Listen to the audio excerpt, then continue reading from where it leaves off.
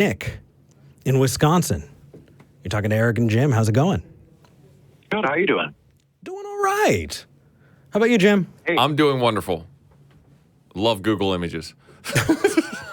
If only we could, Google image search non-intelligence, and you'll see what Jim saw.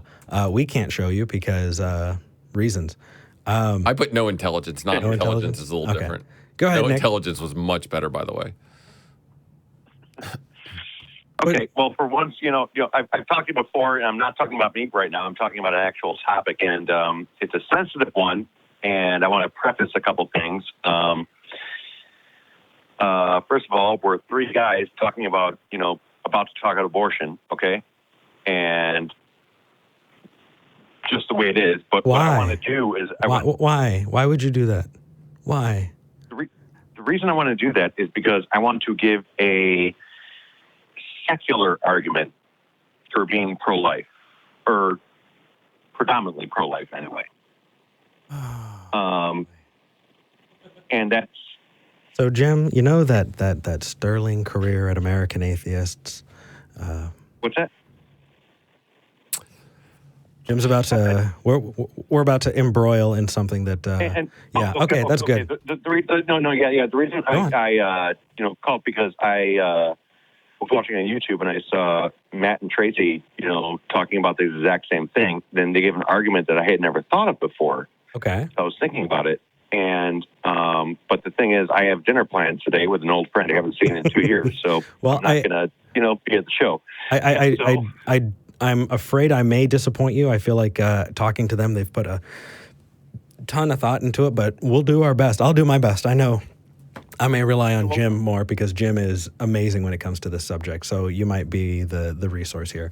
But Nick, what is your, let's quit beating around the bush. What is your argument against abortion in a secular, your secular argument against abortion? Okay, I'm completely open-minded, okay? But what I'm saying is, first of all, the argument that they gave on atheist experience is that, individual bodily autonomy. And I had never thought of that before, okay? Okay. Something is living in your body, using your body, that you didn't want to be there. Okay. Now, what I'm thinking is that when doctors consider you brain dead, you're legally dead. Okay. So what I'm thinking is when you're brain alive, you're legally alive. And what I'm thinking is, first of all, what holds a higher say? Individual bodily autonomy, right to that, or right to just be alive? And let me make it clear, too, that before you're brain alive, I mean, like in the first trimester, completely your choice. But then after that, there are other things involved. And I mean, because now you have something that's actually conscious and can feel pain. Eric, can I ask you a few questions? Yeah. Or are you me or Nick? I'm sorry, Nick. Sorry. Yeah. Jim's going to hop in. He's. Were you religious at one time? What's that? Were you religious at one time? I was at one time, yes. Okay. And that's where I started. But now I really tried to come up with a secular argument for it, because I know you can't make laws based on the Bible. So, but it sounds like you just said something concerning. Like, you grew up religious, you had this preconceived idea abortion's bad, and now you're coming with the answer, and you're trying to come up with secular solutions to justify your answer. You're going about this backwards. Instead of just saying, I want to know the truth, I want to learn about this issue no matter where it takes me. You're trying to find things to justify your already position. So there's the first problem I have. The second problem is, and I'll ask you this honestly, do you think that religion should dictate our medical choices, or doctors and professionals? Okay, for answer the second question, absolutely not. Not at all. Okay. Well, because the medical association, if you look at the medical list of people that are support abortion and access to, it is medical professions and experts in their field. Religion is imposing it and trying to pass legislation all across the country, which is harming women. That right there should be. What else do you need? What else do I need? Meaning, if you don't want the church to dictate legislation, that's exactly what they're doing, and you're ignoring the medical profession, which you said shouldn't happen for any medical decisions. That's what this whole thing is. That's okay. I think they're kind of like, putting me into a religious box right now because I used to be a hardcore theist. I'm not anymore, and but I still believe in, and that's. But if you're not, then you say that then why are you not supporting the medical professionals and experts in this field, and you're still supporting the religious organizations in this argument? I'm supporting the argument because, it's logically consistent, I think, that if you're brain dead, you're legally dead. If you're brain alive, you're alive. You're legally alive. Where this actually takes me, Nick, is a really interesting story of how we came up with the rules and the laws about what constitutes life, right? Because the American Supreme Court needed to listen to arguments about what constitutes life and where to draw lines legally when it comes to abortion. And medical technology, the ability for us to have children earlier and earlier in pregnancy, right, have preemies and be able to save them, is kind of butting up against those definitions. That is an interesting topic, but I would say that, the line that we have legally was come up by our Supreme Court trying to use the best evidence that they had available. I would look into it. The brain alive, brain dead thing is completely separate from whether or not it affects a woman's autonomy. And I think that we need to look at all of these, yes, I understand that, but together we need to look at them too. What is the importance of brain activity, right?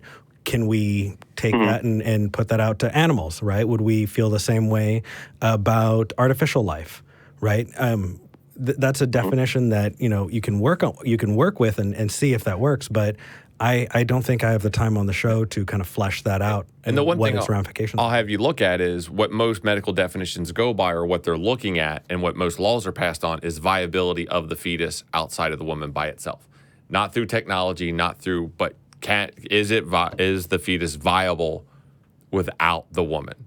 And when you see these time frames, that's what they're going by, not by a heartbeat that they may be able to determine, not by a brainwave. It is viability.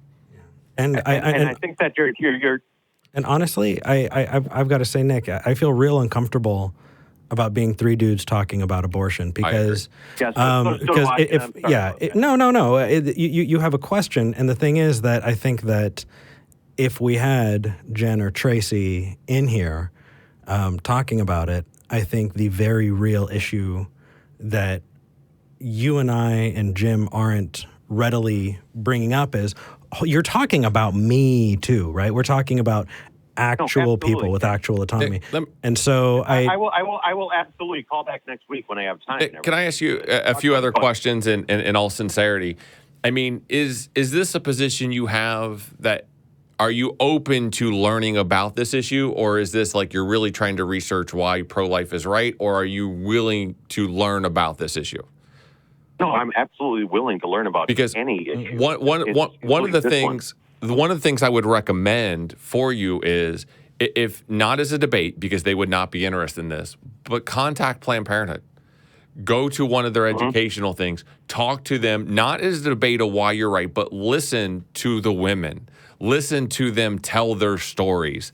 Listen to the people that are affected by this issue and learn. I learned. I've been surrounded by Planned Parenthood, the women of Planned Parenthood. I changed my views. I grew up religious on a lot of topics. And don't go there to debate. Don't go there to tell them why they're wrong. That will go poorly for you. But if you honestly go there to listen to their stories, I think as an intelligent, rational person, listen to women. That's the best thing I can tell you. Cheers. No, absolutely. But, and no buts. Well, no.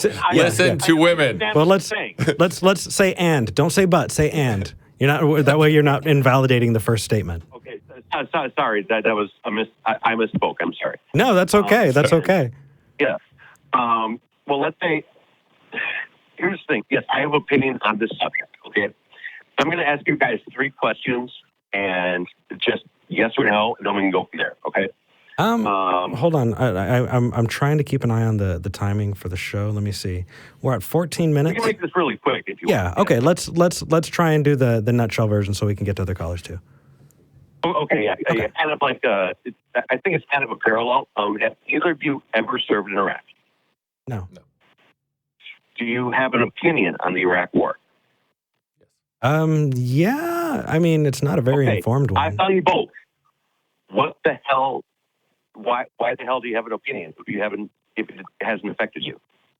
Well, let me ask. My opinion, and my opinion on Iraq and my ability to pass legislation and dictate happens there, not being well informed, is very, very different. Yeah, and to I be have an honest, opinion on a lot of things, but I would not legislate them. I am not an expert. I would consult the experts to make those decisions. Yeah, I have no freaking clue, man. And because I have no freaking clue, I'm probably going to say, like I did in this, in my response to you, I'm not really well informed. I mean, I've got some ideas, but those ideas really aren't even specific to Iraq. It's about war in general. So even then, no. Hey, you know what? Fair enough. And I could be wrong, and I always say that. So, geez, I made a hand motion that looked very empathetic, and it goes blocks, and I look really smug. Hold on a second. Go ahead, Nick. I'm having issues. No, sorry. No. I said, fair enough, and, I understand what you're saying, and that's just something I always thought of when I just give an opinion about, abortion. I know it's a, hot topic. I know that. And I only really talk about it close friends and apparently strangers on the radio. But and they're amazing fans. Yes, but no, I understand that. But it's like when people tell me that I have no right to this because I've never experienced it, then I said, so why do you have an opinion on this? Because you've never experienced it. Well, do you see what I'm saying? I do, and I think that shutting down a conversation and not having it means that you don't know if you have the right answer. And I never shut a conversation down. Yeah, and so while I would say that, I'd also say though that you need to recognize your own bias to be able to be objective, and recognizing that you as a man don't have the same life experience that would inform some of these decisions that are incredibly important would definitely bias your results. And so absolutely adjusting I understand that. Adjusting to and correcting for that is really important. I think Jim's I got one more thing. Was perfect, spot on. I've only listened to my dad twice in my life, and this is some advice he gave me that I'll remember forever. And one of the things when I was arguing with him about a subject, kind of like this, he says, "Why in the hell are you talking to me? You're not asking my opinion. You're telling me yours and trying to convince me why you're right. And if you're asking me about a subject, why don't you talk to the experts? If you want an expert opinion, talk to the experts." Like, I love people calling in, but Eric and I talking about abortion is not the do-all answer of where to go. Like, go, if you want to have honest conversations and you want to learn on any subject, go to the experts. Mm-hmm. Cheers. Well, yes. Absolutely. I can have an opinion, but my opinion is not near as much as going to the experts. And in this case, when it comes to abortion, Planned Parenthood is the experts in this topic. If you want to go on any subject, go to the experts. Yeah. And if you want to hear non-expert opinions that I hold very highly, there's this small show called The Atheist Experience, and there are clips you can find on YouTube of Jen and Tracy actually going into some really great detail about it. Well, that's where where I got this idea. I was watching this earlier this morning. Yeah, so, But hopefully that helped a bit. I mean, And it's good to talk about these things in rationally because you always don't have access to the experts to walk through these. So we want people to call in. We want to talk to you. But at the same time, when we're making some of these arguments, we really need to look, towards the experts on them. So. Cheers. And guys, I really didn't want to put you on the spot or anything. I just wanted to talk. And yeah, you did. And like I said, but it's okay. Right. That's what we're here for. I don't want to talk about abortion, at dinner. So yeah. Well, Yeah. we talked about rape it- for breakfast, so like, Oh gosh. Yeah, this You know, this has been one hell of an episode. man. what's the next one? Yeah. What haven't we? This is what keeps me up at night. That I go. Yeah. Are there any other women's issues I shouldn't be talking about that we can right? hit for the next caller? Can we just find that and make sure we hit the trifecta before I go? Actually, I don't think it was Nick. I think it was the person before who called in about veganism. I like that. Yeah, Jim's a vegan. I know. I'm a vegetarian. My sorry, daughter not- would not claim that I'm a vegan. I am very Vegetarian. Nick, I'm sorry, not to you, but just real right. Yeah. No We're problem, fucked. guys. I'll let you go. But, Nick, you yeah, take care. Have a good one, man. And I try to be respectful of you guys. Hey, I appreciate you calling in. Thank you, Nick. And I hope you take up my suggestion. all right. That was good. That was good. I think we might have navigated it.